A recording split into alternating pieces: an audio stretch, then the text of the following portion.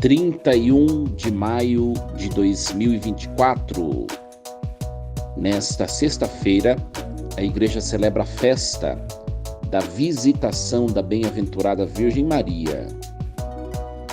Em nome do Pai, do Filho e do Espírito Santo. Amém.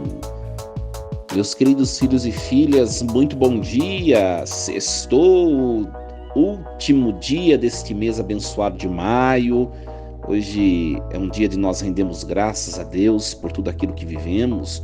Maio foi um mês cheio de atividades religiosas, litúrgicas, o Pentecostes, o Corpus Christi, Nossa Senhora de Fátima, Santa Rita de Cássia. Olha quanta coisa nós celebramos. Foi um mês abençoado e em nome de Jesus nós prestaremos devido culto, adoração, agradecimento a Deus o Pai por todas as bênçãos que Ele tem derramado sobre nós, Meus queridos, nós vamos meditar nesta manhã, nesta festa litúrgica. A primeira leitura, uma das opções que a igreja nos propõe, é a leitura da carta de São Paulo aos Romanos, o capítulo 12, versículos do 9 ao 16b. Irmãos, o amor seja sincero, detestai o mal, apegai-vos ao bem, que o amor fraterno vos una uns aos outros com terna afeição, prevenindo-vos com atenções recíprocas.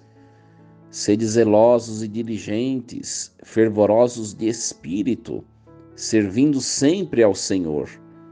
Alegres por causa da esperança, fortes nas tribulações, perseverantes na oração. Socorrei os santos em suas necessidades, persisti na prática da hospitalidade. Abençoai os que vos perseguem, abençoai e não amaldiçoeis. Alegrai-vos com os que se alegram, chorai com os que choram.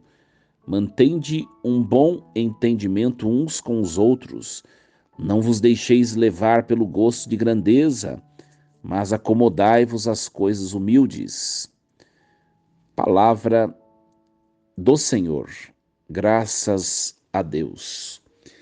Meus queridos, hoje então, em comunhão com a igreja, nós celebramos a festa da visitação de Nossa Senhora Santa Isabel, a Virgem Maria. Isso nós podemos acompanhar no Evangelho de Lucas, no capítulo 1, versículos do 39 ao 56. A Virgem Maria sai da sua terra e vai a uma região montanhosa, vai nos dizer o Evangelho, visitar a sua prima, sua parenta Isabel, que já estava grávida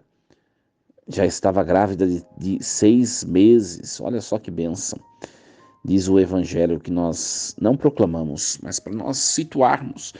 Então, o fato da Virgem Maria sair da sua terra e ir visitar sua prima, chegando até o lugar onde Isabel morava, nós sabemos todo aquele relato, A Virgem Maria que trazia no seu ventre Jesus Cristo já, ela é portadora da graça salvífica de Cristo, Então, ela leva o Senhor até sua prima, e é muito interessante que Jesus, que está no ventre de Maria, ele naquele instante, ele santifica o ventre de Isabel. São João Batista, no ventre de Isabel, é como se ele fosse batizado naquele momento. Seus pecados foram apagados, ele foi santificado, ele foi incluso no mistério da família de Deus. Olha, uma visita tão simples que Maria fez à sua prima pôde ser instrumento de salvação para o filho que estava no ventre de Isabel, João Batista. Minha gente, a primeira coisa que a gente aprende desse mistério da visitação da Virgem Maria é que por mais inútil que pareça, muitas vezes nós nos aproximarmos de alguém, em auxílio desse alguém, o nosso pouco para a pessoa é muito.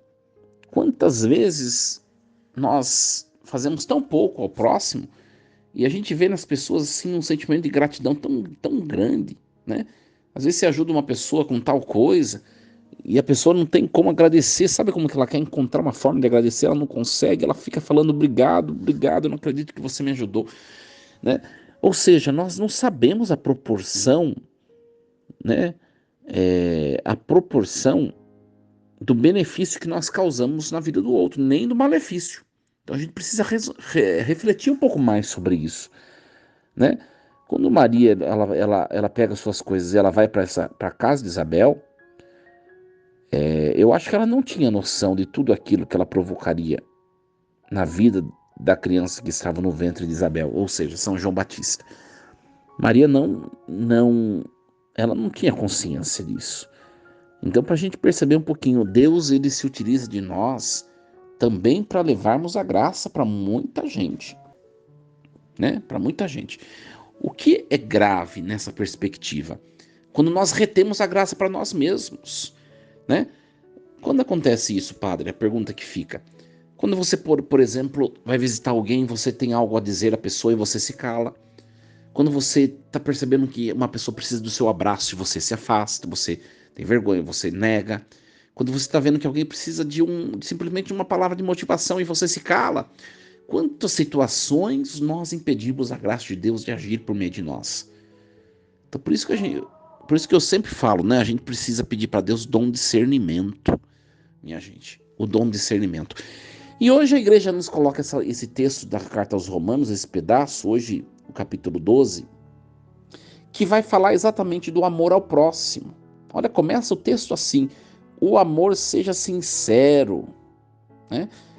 Maria vai visitar Isabel não para cumprir algo que precisava ser cumprido, né? Ela vai visitar Isabel não para poder conquistar glória para si própria. Ela vai visitar Isabel, talvez, aliás, com toda certeza, para ajudar a sua prima nas suas dificuldades, né? Ela vai visitar porque ela ama, minha gente. O amor seja sincero, detestai o mal, apegai-vos ao bem, que o amor fraterno vos una uns aos outros. Quanto tempo será que Maria não via Isabel?